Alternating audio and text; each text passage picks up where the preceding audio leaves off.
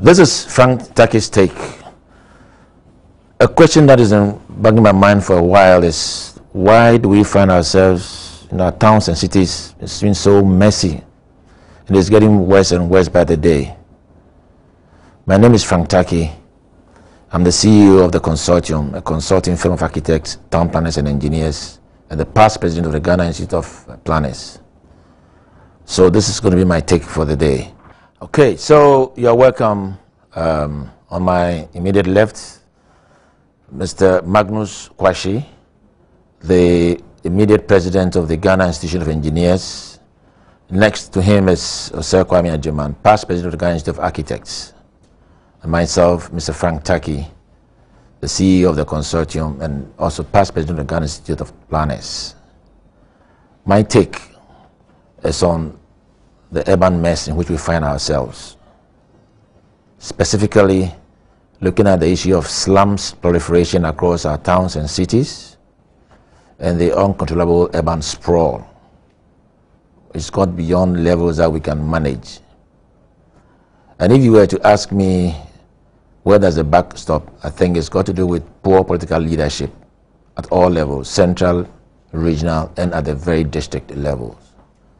And we'll be diagnosing these issues over the next past few minutes. You're welcome.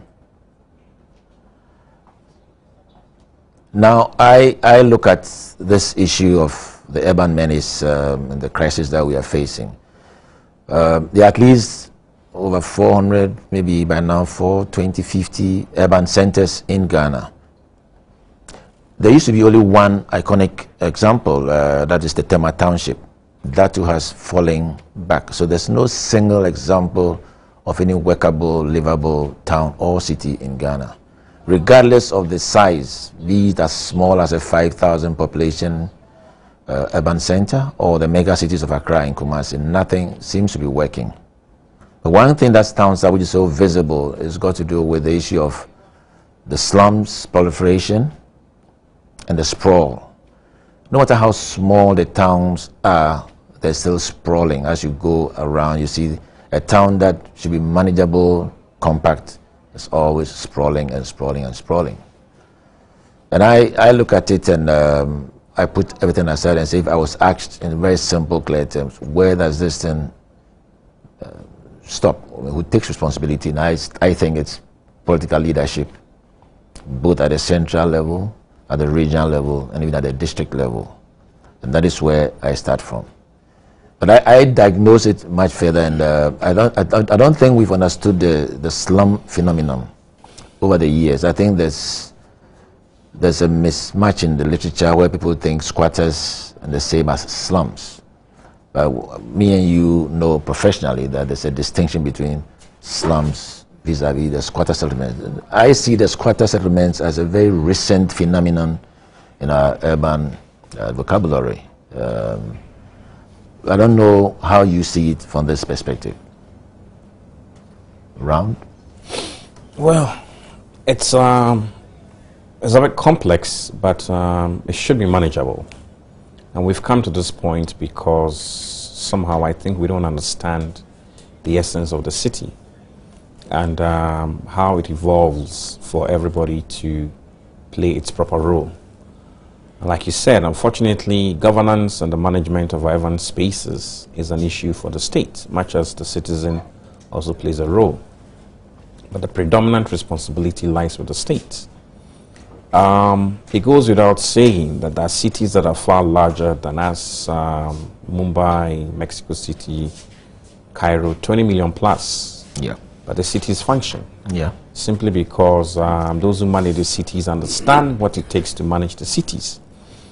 And I dare say that our growth from probably 1940 to about 60 was managed because we could contain it from an administrative capital to a political capital and then eventually to a commercial capital. That's what I'm talking about, Accra.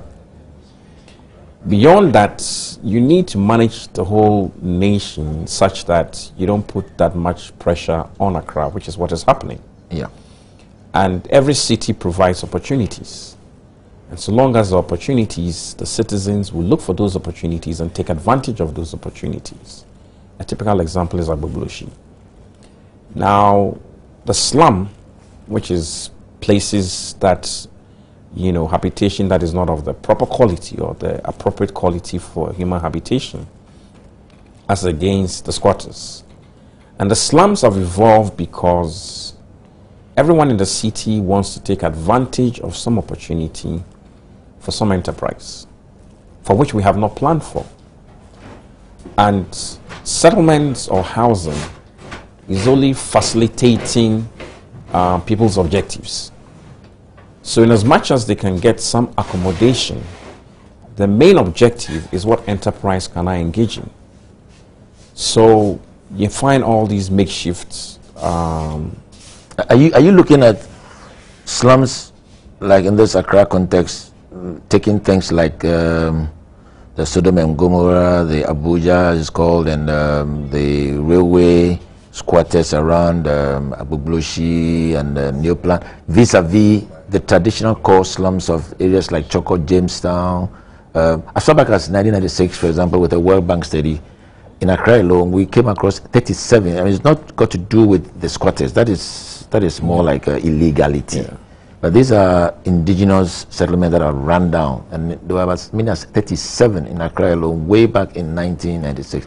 Are you making that distinction? Yes, the quality of life in even certain planned areas could be degraded to slums. But it is more manageable to upgrade them for human habitation because they are properly planned in one way or the other. The difficulty is in the areas where you have settlers, and then the township or the settlement is also a slum, where the quality of life is totally unacceptable. And in as much as there has been no planning, it is difficult to do any upgrading of some sort. Okay. And it is all because we have not taken into consideration what settlement planning is all about and why people move, the objective why people want to settle for a certain enterprise. We tend to be able to do planning for the more formal, identifiable sectors. Okay. And then where you have informal enterprise, there's absolutely no planning. So then they tend to fend for themselves, and it becomes a field for anybody who is capable. So it's more like if we don't plan for us, we plan for ourselves. Precisely. Magnus, you see it that way? Well, evidently, I think that's the situation we find ourselves. You see, and I think I duly agree with you. Clearly, what you look at in terms of slums and then squatters. But the interesting thing is that if we allow the squatters, you know, to dwell in a place, you know, over several years, they almost turn into what we call a slum, because they have second generation children who come from where they were born, say, let's say around the railway and so on and so forth. Okay, so we do indeed have a challenge. And I think basically we need to ask our people the issue of quality of life. What quality of life do we envisage for every Ghanaian? Probably as technocrats, it's easy, we may be desirous to put in place a plan and so on and so forth, but I think still the buck stops with the leadership of the country. What kind of quality of life do we envisage for each and every Ghanaian? What kind of cities do we want? And I think we clearly must define these things to help shape up how we build an inclusive city and take care of even places that are run down. Again, so for example, I'll say Tema. You mentioned Tema. I think gradually parts of Tema has grown into a slum because we have not managed it. Large part. Yes, and sometimes we think that once you have a city, you have people living in a place. That is it. But a city must be managed, and that's why, of course, we do have city managements. You have a city hall, you have a that, but we have sat down for places like this Tema, such as an iconic city, to turn large part of it now has turned into a slum, unfortunately, and it's a big challenge. If you come to our capital, services are poor, transport arrangements are bad, and I don't know where we are heading. So my worry in all of this, particularly with the squatters, is the phenomenon of squatter settlements in the literature of urban planning came mainly from Latin America and partly Asia. Yeah. And you see the concentric zone theory where squatters infiltrate from the rear. So they will be at the outskirts, at the periphery. Ours is the other way around. They start from the inner core to the extent where even where the seat of government is. If you go to the castle now, you'll be surprised to see that on your left of Osu Castle is a huge squatter settlement, almost competing with Sodom and Gomorrah, right in the center. If you go to the ministries, you find squatters are right in the ministries. So where did we go wrong to allow such infiltration? Because it defies logic, because they are squatting at the outskirts. There's no eye on them. So what would be the reason why ours should be so exceptional? It's more difficult to manage when they infiltrate right into the center, because here you are dealing with how do you resettle or relocate them? How do you manage them? If they are the periphery, they are contained and probably they are regularized. Are you going to regularize the Sodom and Gomorrah, and therefore by logic any other squatter settlement in the center, Abuja, near the CMB area, where the land value is so high, in a city where there's so much land scarcity? Well, so long as there's a relationship between my habitation and my enterprise, it is difficult to ignore. And in those areas where the squatters or the settlements are on the periphery, within that periphery, there's opportunity for survival. Yeah. Unfortunately, with Accra, for example, that opportunity exists right in the center of town. And so there must be a relationship between where I settle and where I practice my enterprise. And to the extent that a lot of the enterprise in Accra is commerce, and to some extent small-scale industries, and I can settle here, and within 10 square meters, I can operate whatever I want to do, whether I'm a vulcanizer, or I'm a steel bender, or a carpenter, or whatever. Okay? And in as much as planning, regulating, and enforcing laws don't happen, then it suits me to be anywhere. And if you take it right from the food vendor to the small-scale industrialists, habitation is a very important aspect of this kind of slum situation. He hardly has any transport costs. He hardly moves anywhere. He hardly has any sanitation costs, because he uses his immediate environment for whatever. Okay, and so it suits him to a large extent to be within reach of his enterprise. And in situations where we have lots of urban spaces that are not planned, that is almost like no man's land, you're bound to find settlers in those places. And since we haven't planned for it, they plan for themselves. So now, Magnus, let's look at the problem in a dichotomy. The external related factors, which are not physical, not to do with the specific location of the slum dweller. Things like a national urban policy, issues like the urban economy. I mean, clearly, I don't know whether you would agree, but anytime I get to that topic of slums and squatter settlements, I do not look at the physical content, because you can actually take all the dwellers in Sodom and Gomorrah and put them in 4-bedroom air-conditioned apartments, and you go back after 2 years, I'm surprised if they are back to square one. So the issue is not the hardware, but the software. The economic base, the social status, lack of education, access to health, and so on. So do you see it in the same way as I see that we are not, we try to oversimplify it and all the time look at the immediate content, the physical. Their buildings are ugly and they have to be upgraded, and then we leave out who lives in it. And I think is the person who lives in it is a slum more than the environment.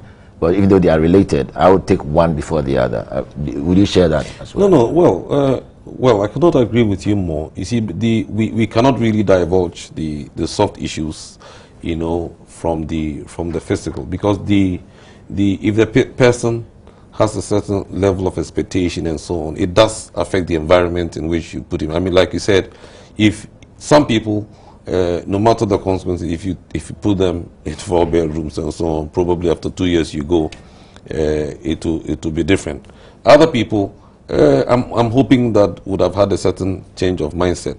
So we do need to help probably urban dwellers, whether you live in a slum or whatever, to have an appreciation in the environment in which we live.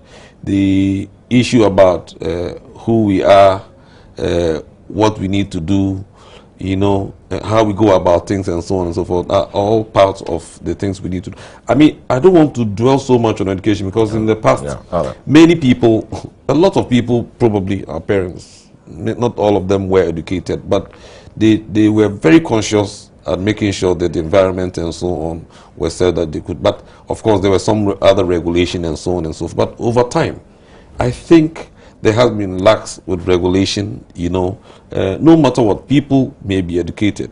But if you allow them, I mean, if you go today also to some of the areas where people can afford even to build 3-bedroom, 4-bedroom, for many people, their immediate confines is what concerns them. People are dumping refuse along the motorway. People are dumping refuse. Immediately they leave the four corners of their wall and so on. So there's a certain level of knowledge and again appreciation, maybe, and some kind of respect one for another and so on. And these are soft issues I believe we need to start promoting as a people. You know, a kind of a self-awareness, self-actualization, you know, responsibility towards one another and so on. I believe that are all ingredients of urban planning and community development, which I believe that we should start engaging the public seriously. You know, okay, so we'll take a short break at this stage. We'll come back and move into the second gear of our discussion.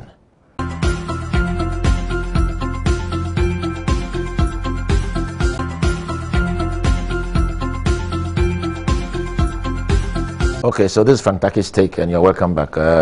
So if we're moving closer and closer, I take 4 core issues that are external. The economy.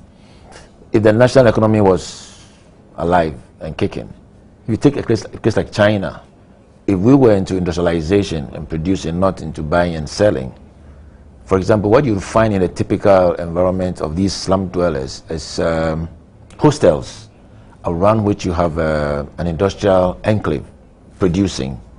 So this is very easy to manage the same low-income people, but it's linked to the structure of the economy.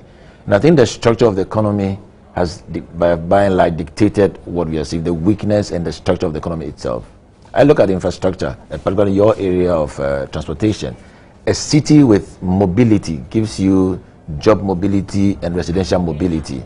So you're not confined, like Round said, to want to work around your environment. Because I live at Kaulegono, I have to find space. But if there was mobility and I could just pick a train, and within 10 minutes I am at Ofanko or whatever it is, crossover, that kind of mobility, you know, will probably help. So these are external issues. The whole issue of infrastructure.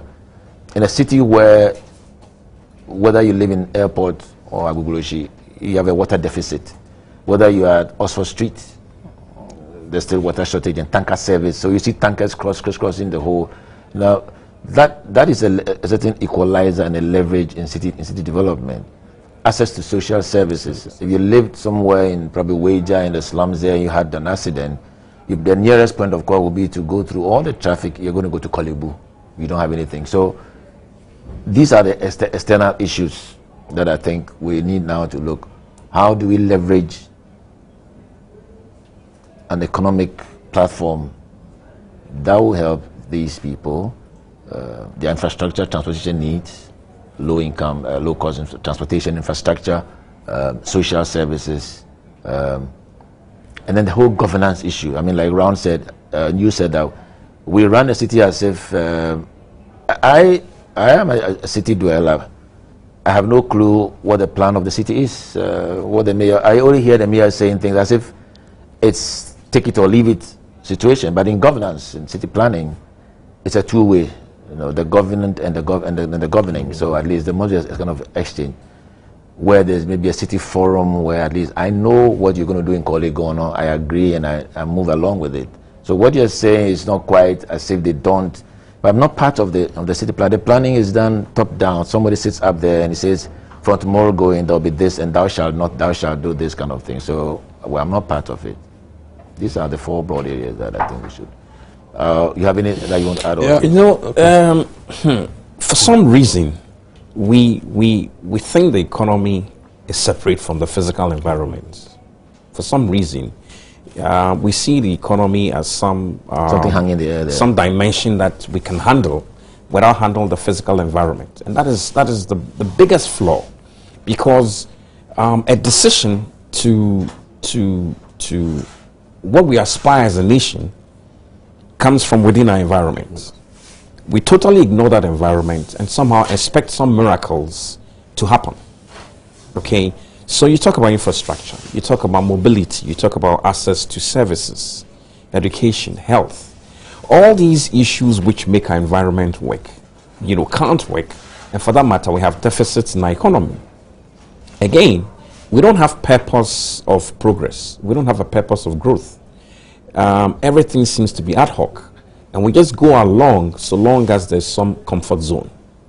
Okay, and even when we get disturbed, as recent as the petrol crisis, we take it as, well, it's probably part of our national psyche and we can get over it, and but to a large extent, you need to have a purpose for the city and translate to the whole nation.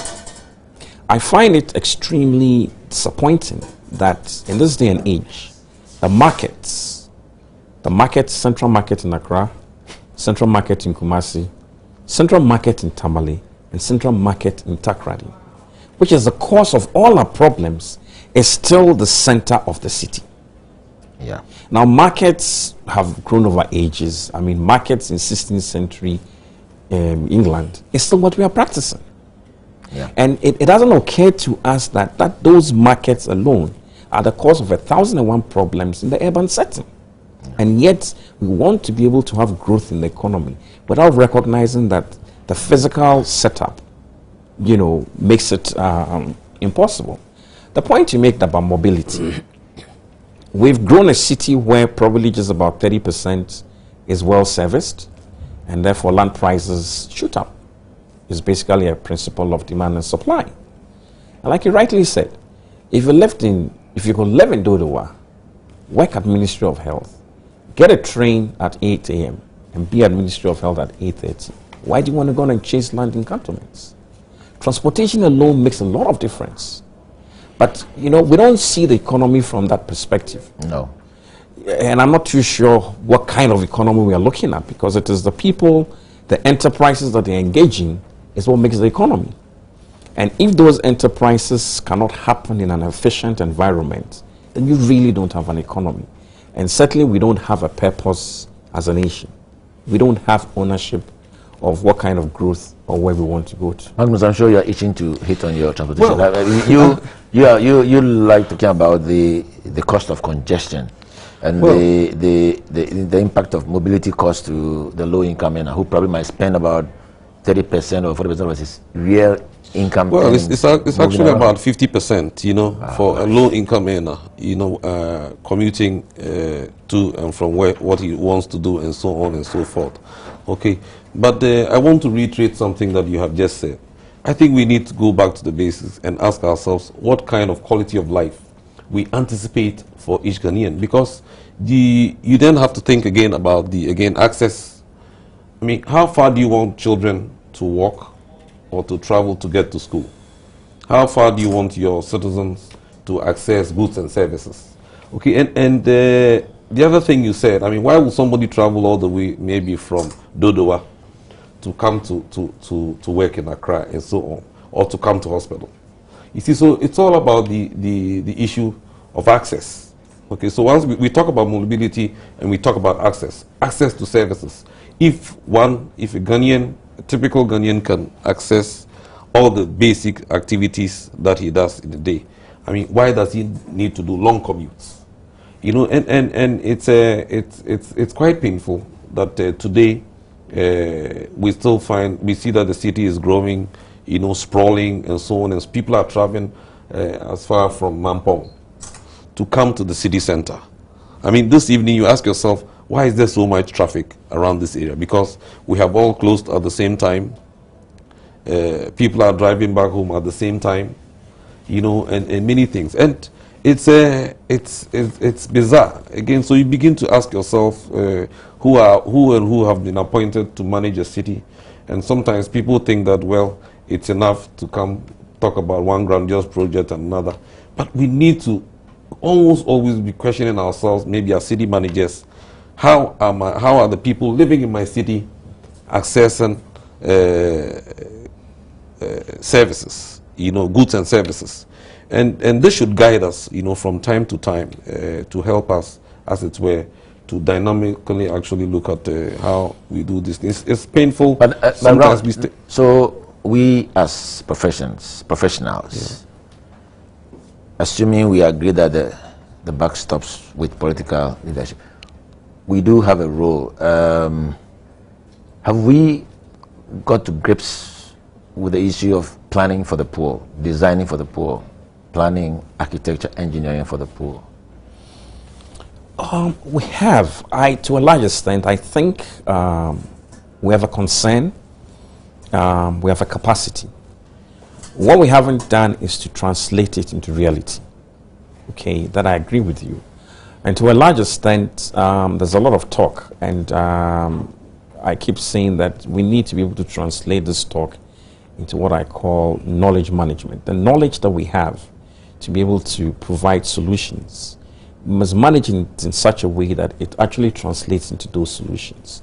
Does it still fit into political leadership that somebody has to trigger, somebody has to pull the trigger and say, okay, you guys, I challenge you to do A, B, C, D, and produce some results, and that probably will facilitate entry of professionals into a non-profitable venture like dealing with the poor? But, Frank, you see, I think at this stage in our development, we'll beg to say that we probably don't need to again wait for somebody to say that, let's go do this. I think we also must take the initiative probably of trying to indicate or show how these things can be done. Because sometimes I also think that we must take part of the blame as professionals. Because if somebody is appointed in AYZ assembly, then he appears, he says, oh, I want this, I want this.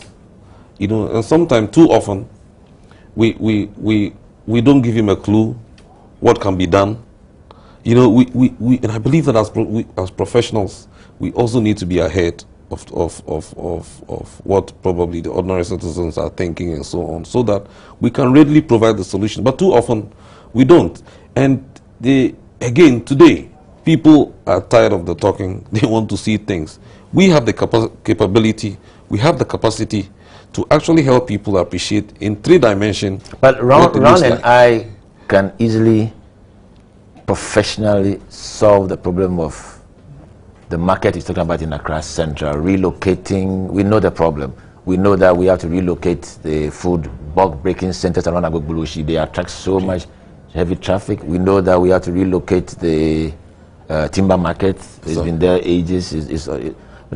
But we don't have that mandate. Okay, so tomorrow morning if I go and look for land at Awoshi or wherever and I get land, on what authority? Act 462 tells you emphatically that when it comes to markets, the things that make the city choke, markets, lorry parks as we call them, slaughterhouse, refuse collection, it's so emphatically written in law that it belongs to the assembly. So on what basis can Ron and I, with whatever ingenuity we have to design a bulk breaking market that will not attract kayaye and so on? There's so much easier access. You can park your cars and so. But who has that mandate? Well, the point is that we have no doubt we can put this, but too often we have engaged probably the political leadership. The citizens do not even know, and that's why the citizens are always saying, "Where are the professionals?" So I think it's about time this time to help the citizens also appreciate what can be done, so that the citizens can also begin to be part of the engagement. Because let me give you an example. There's flooding in the capital. Okay, and sometimes the political leadership shy away from talking about it because he wants votes. You see, but how often have we professionals engaged let's say the citizenry?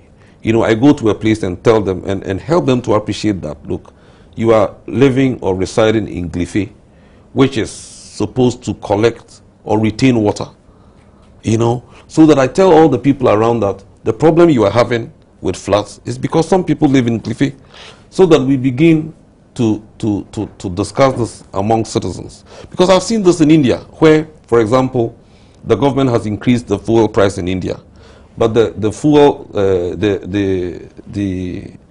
let's see, the vendors have discussed with the people who buy that they can't afford the price, and they have changed the price and left the government out.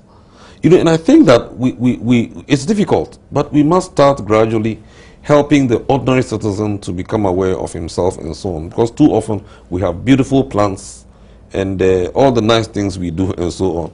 Ask me how many people in the public have privy and even know that we can do things like this publicly. But no, but that's precisely where the political leadership comes under question at the local level. A good example is Tackie, second when I was with the master plan, and then you ask each of the assemblymen, can you show me where we can have a forum for the area of your control so that we discuss with the people what their priorities are.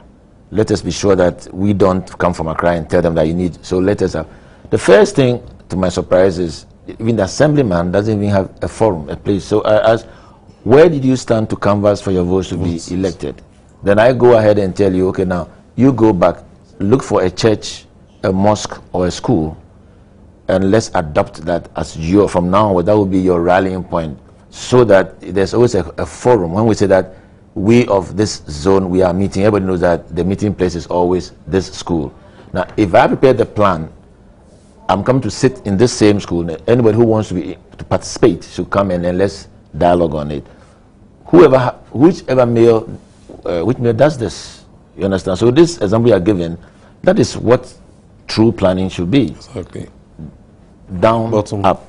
But we don't practice that. All you hear is that a mayor has come on the radio and said that from tomorrow we are going to do this, from tomorrow we are going to do that, and that kind of. So it's still the top down and there's no participation. And I don't know whether you think the acquiescence of the public, you know, or their ignorance, gullibility, whatever you call it, is also part of the problem.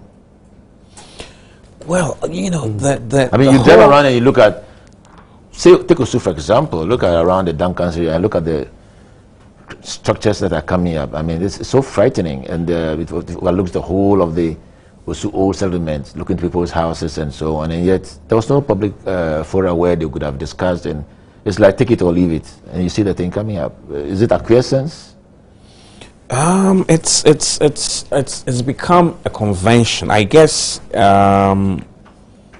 Take our political history and you realize that to a large extent we have allowed those who believe capable to govern. There must have been a point, or there has been a point in time where those we believed could govern have totally failed us, but the citizenry never came on board to make sure that things went right. Now it's gone so bad, the citizens have just decided that, look, things will hardly change. We can never be part of this process, so let me manage my corner. And so we have 1,001 corners discussing the same issue. There's no galvanizing of effort to make sure that those issues translate into a better life for us. So to a large extent, you know, the political system and the governance is part of it. And I can assure you that we would hardly have development beyond 3 years. Because our political system, political timetable is 4 years. Okay, and for that matter, governance, development, and everything we do is power-centered instead of people-centered. So, but there have been a few examples where attempts have been made, not a few, very, very few. In fact, to my living memory, the only one I know of where slums have been tackled is in the World Bank Urban 4. Yeah. We took part in it. That's in 1995, 96. Upgrading of low-income communities. They were in Accra.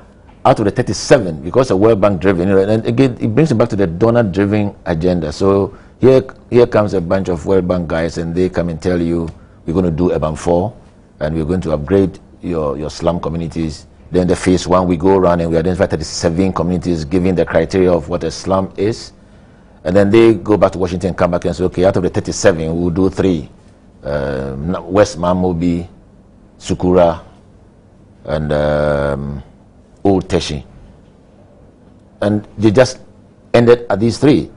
Okay, out of 37, 3. and somebody, a minister signs onto this and approves 3 out of 37.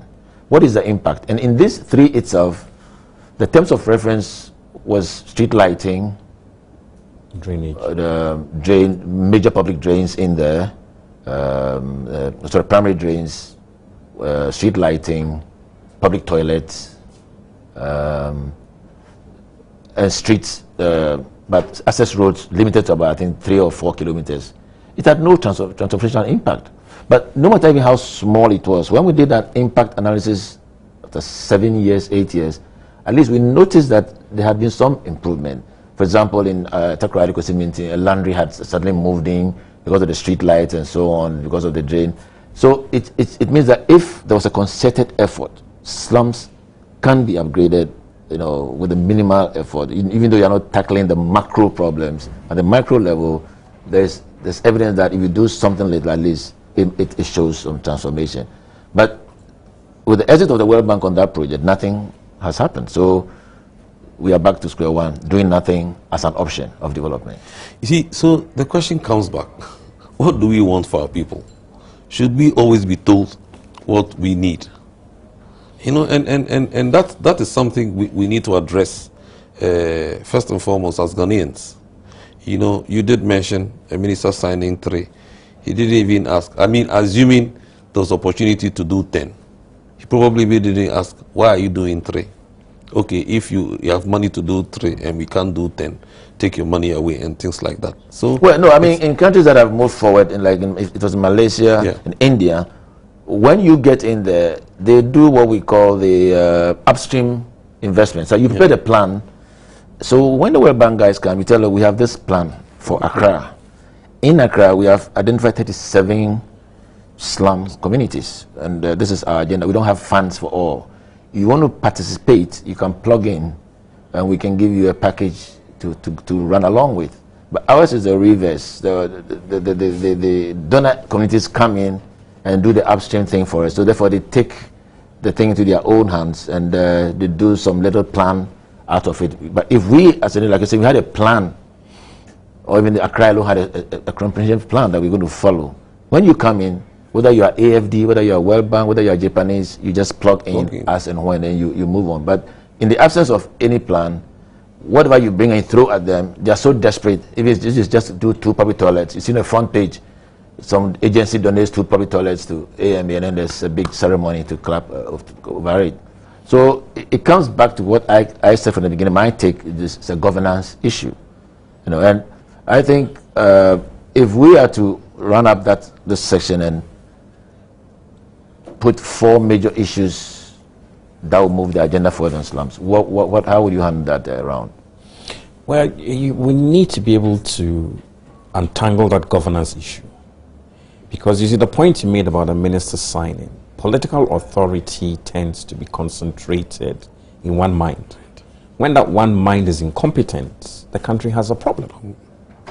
But if you look at the issues we have against, say, the mega projects, a project with a specific budget, specific objectives, done within specific time by a Ghanaian authority, means that there's nothing complex that we cannot deal with. But then, of course, we need to have a certain level, a certain amount of ownership of what we want. And like Magnus keeps saying, what exactly do we want? We don't know what we want, and we keep living ad hoc on a daily basis. And for some reason, those who control the puppets with the political authority will determine what happens.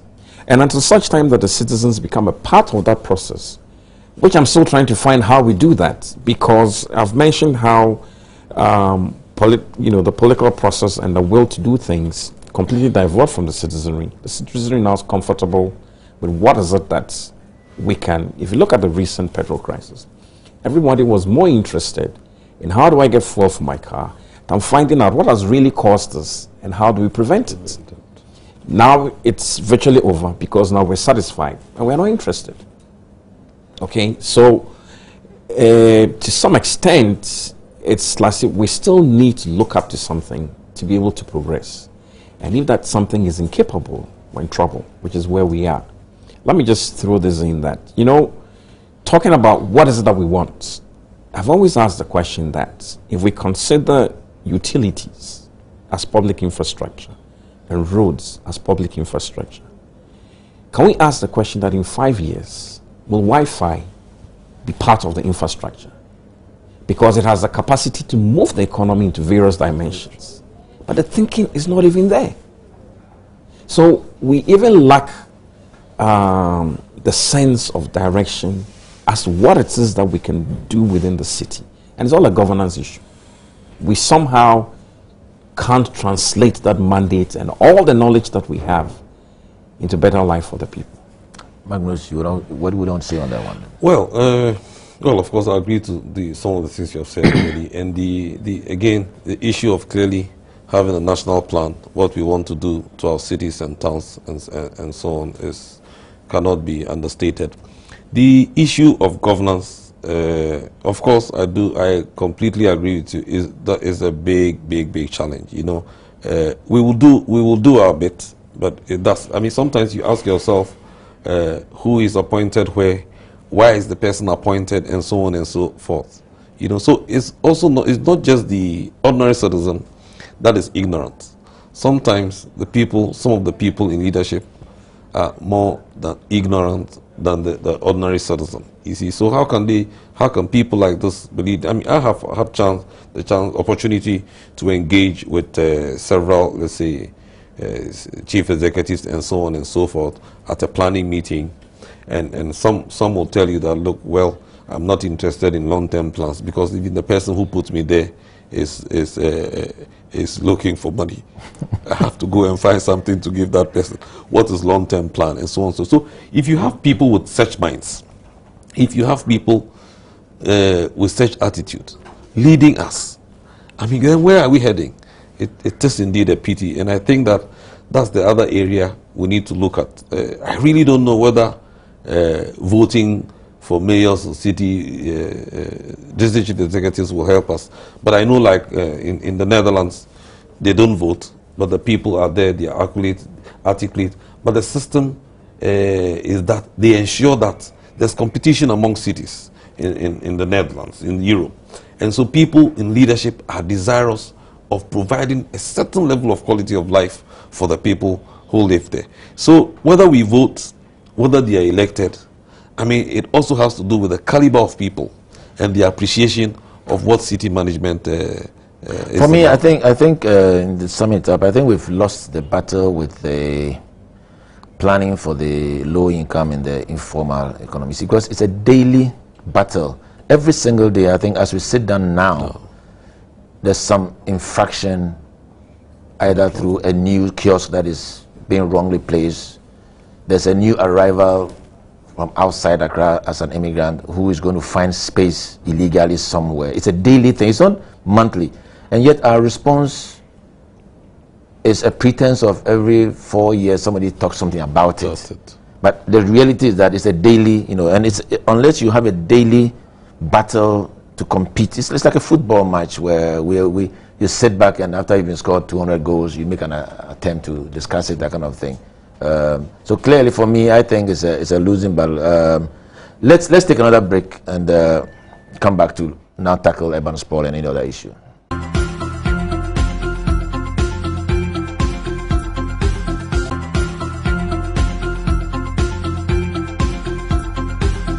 Okay, so you're welcome back. This is Frank Tackie's take, still on the urban agenda, why our cities and towns are so much in a mess.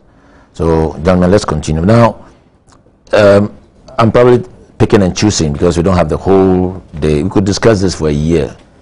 But then, equally striking is the issue of urban sprawl. I mean, way back when the Accra plan was prepared in 1992, clearly the boundaries of Accra was, I mean, you could hardly, there was something like Bawe, clearly. I remember the Malam, that's all, they were all forest areas. Spintex Road, it took about 10 minutes maximum from Tesano Sports Club, and you are into Spintex and back, that kind of, that was really nothing happening anywhere. Today, Kaswa has been overtaken. I mean, you stand at Malam Junction and you saw the daily in and out from Kasua into Accra. I mean, it's frightening. The boundaries of Accra is no longer, but in some small shaking, Iburi has been overtaken already. Kumasi is following in that trend. A small town like Ashanti Mampong, I mean, I've been there for funerals within a matter of 3-4 years, and then you see the sprawl. And one of the phenomena that I've noticed is the petrol filling stations. I think they are dictating the structure of our towns and cities in the sprawl. I've used the Accra Kumasi and Accra Kekuz, and I've just been monitoring over a period. And you just see, if you see one filling station overtaking the queue and moving ahead, around it, a few, 3, 4, 5 buildings will spring up. Then the next time you go on that filling station, it's picked up. But beyond that, it's frightening for city management. And I mean, the whole phenomenon of urban sprawl. I mean, to infrastructure, you know the cost per square per capita. I mean, we're making cost of delivering infrastructure so expensive per capita. You're making travel costs extremely expensive, you know, and we are creating so much pressure on urban land to the extent that there's apparent land scarcity. Whereas we know professionally that the whole of Accra, including Tema, all of that can be contained in about 1/3 of the size of the land area and still free so much land for urban agriculture, free so much land for recreational space, and spare the water bodies to refreshing. But we've created this mess, and I think these are all avoidable, you know. I don't know how you run particularly, you see I mean, I know you're concerned about that as well, and you've been talking, but it is interesting that you talk about all these issues and you think about them, and you ask yourself, those who have the mandate and the capacity and authority to make a difference, are they thinking that way? We will always come back to that, okay? And it then goes back to the point that, do we really know why, you know, as it were, we exist as a people and what it is that we want, you know? And unfortunate thing is, if you take Lagos, for example, who are now trying to implement their public transport system that they could have done in the 70s when they had all the capacity to do, it's equally going to cost us in 30 years' time to try and reverse all the damage that we are doing now, okay, for far more costs than we can achieve now. But nobody's thinking in that direction. Absolutely nobody. And it gets frightening because, like you said, the town is just sprawling. Everybody moves another kilometer further and expects the state to provide the utilities and they to do follow up. They do. And it becomes an extremely huge cost to the state. And at the point where the state cannot provide, but you see, as a people, even when you take the quality of education and you sprawl into areas where obviously you don't have that kind of quality of education or health to access for the people, it has an effect for the whole nation. Yeah. Eventually. Yeah. When you have situations where the people's health is at risk, it's a cost to the nation. It's a cost to the nation. It's a cost to the economy. So why are you not planning to prevent that? And I keep saying that we're so fond of curative situations rather than preventive situations. Magnus, are you sharing?